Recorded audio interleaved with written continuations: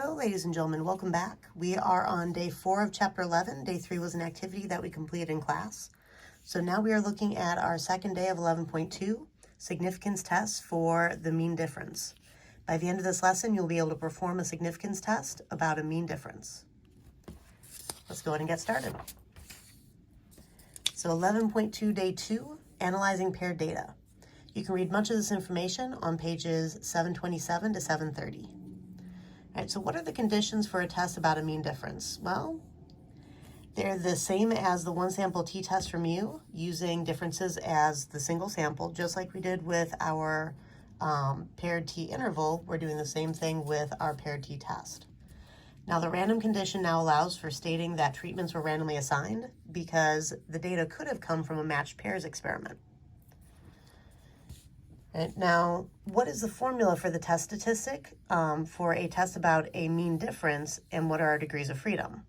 Well, our t-score is going to be the sample mean difference minus the population mean difference, so statistic minus parameter, divided by standard error of the statistics, so the sample standard deviation of the differences, divided by the square root of the sample size of the differences.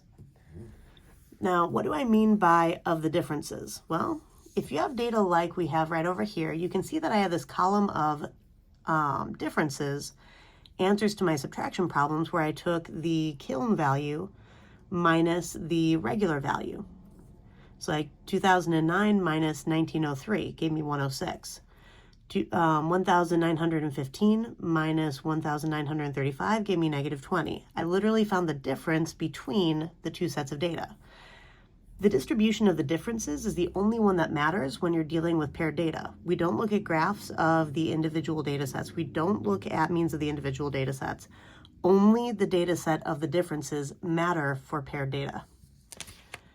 Right, that's the whole purpose of pairing them, is so that you can actually subtract them before you calculate anything else. So for this example, does drying barley seeds in a kiln increase the yield of barley? A famous experiment by William S. Gossett, who discovered the t-distributions, investigated this question. Now, 11 pairs of adjacent plots, so side-by-side plots, were marked out in a large field. For each pair, regular barley seeds were planted in one plot, and kiln-dried seeds were planted in the other. A coin flip was used to determine which plot in each pair got the regular barley seed and which got the kiln-dried seed. Now, this right here is the hallmark of a matched pairs experiment. The plots were paired up. We have 11 pairs of adjacent plots. So adjacent plots are going to be as similar in soil, structure, temperature, water,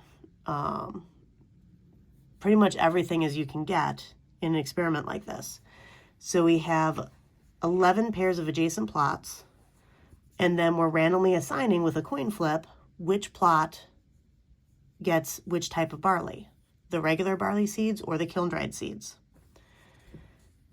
All right, now, do the data provide convincing evidence that drying seeds like these increases average yield at the alpha equals 0.05 level?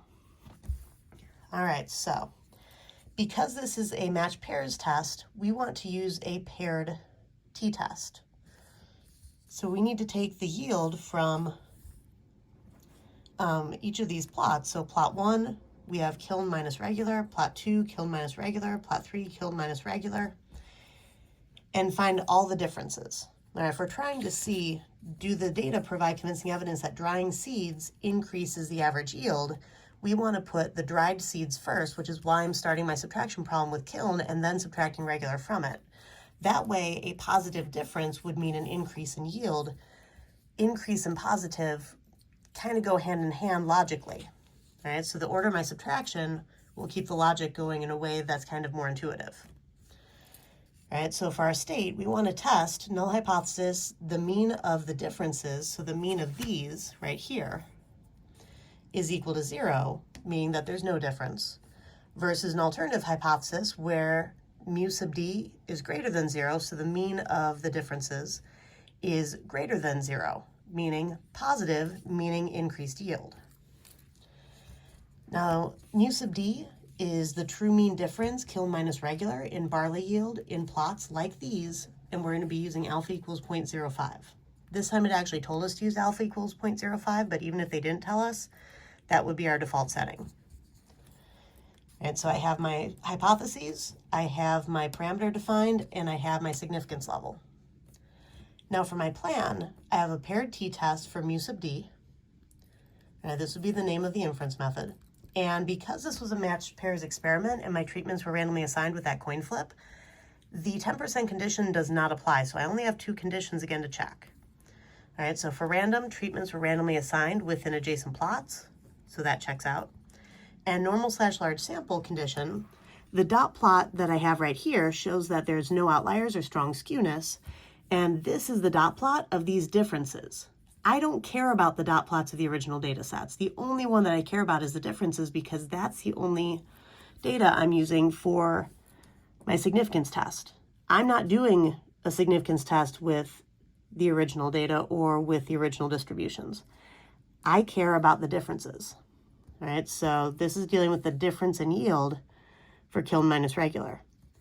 All right, so no outliers, no obvious skewness. Now from here, we have our raw data, and we would want to enter that into the calculator.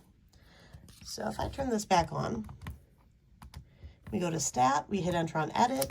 I have my data listed in list 1. So you'll want to go through and actually enter each of these data points for the kiln minus regular into your list. Now keep in mind there were 11 pairs of fields, so we should have 11 numbers by the time we're done. And one way that I make sure that I haven't missed a number is I go all the way down to the end here, and you see how my last number is number 11. Okay. Now once I have my data in there, I'm going to go over to tests, and I'm going to go to just the t-test, because a paired t-test can be treated like a one sample t-test. And I want to use the data, and I'm looking at my null value being 0, list 1 as where I'm getting my data from. I don't need a frequency list, so just leave it at 1. But I do want my population mean to be greater than the null value that I entered, to be greater than 0. So I'm going to go to the greater than side of this, and I'm going to calculate. And this gives me my t-score of 1.69 approximately. And it also gives me my mean, my sample mean, and my sample standard deviation. So this is where I'm getting sample mean sub d is equal to 33.7. That's this right here. My sample standard deviation is about 66.2. That's this part right here. My t-score is going to be my sample mean minus my parameter, so 33.7 minus 0. Remember, we're assuming that's 0 because of our null hypothesis.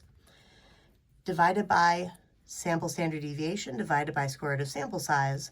My sample standard deviation for the differences was 66.2. That's what it says right here. And then my sample size was 11. All right, that's my n right here.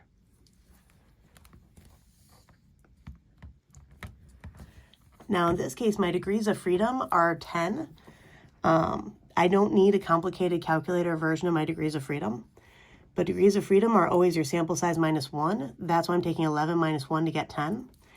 But then I can also use the calculator to get my p-value. So p-value is equal to 0.061. So 0.06, and then this 9 rounds the 0 after the 6 up to a 1. So that's where I'm getting that 1. You could also write 0.0609. And now for our conclusion, since the p-value of 0.061 is not less than our alpha of 0.05, we fail to reject our null hypothesis because our p-value is not small enough. All right, we do not have convincing evidence that drying barley seeds increases yield in plots like these. It might do it in other types of plots. We didn't randomly select plots from all over the place, but in plots like these, we don't have a cause and effect relationship because we did not have convincing evidence. All right, go ahead and try these problems, and I will see you in class.